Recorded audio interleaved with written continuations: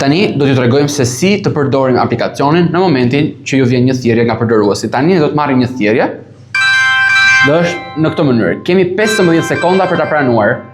Ne e pranojmë dhe bëjmë akses për mikrofonin dhe për çdo gjë. Më pas hapim hartën për të shikuar se ku është klienti jon. E shikojmë që klienti nga vendodhja jon është 7 minuta.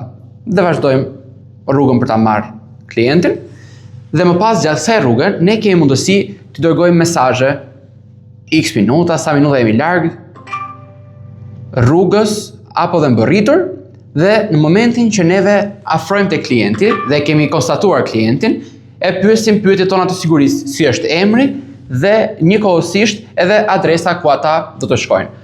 Momentin që neve e marrim klientin, klikojmë pasagjeri ndodhet në makinë. Ne klikojmë shkojmë dhe nga ky moment vazhdojmë përsëri tek harta dhe do të na hapet rruga e re se ku do ta çojmë klientin.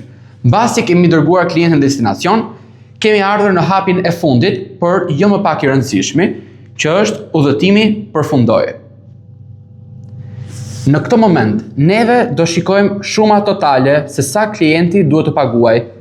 Ajo çka duhet kemi gjithmonë kujdes është te kjo njoftimi këtu, pasagjeri paguan 540 lekë.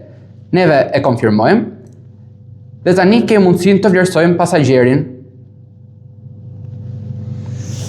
Kaq pra, është kaq e thjeshtë mënyra se si neve mund të bëjmë një thirrje dhe një rrugë me patoko.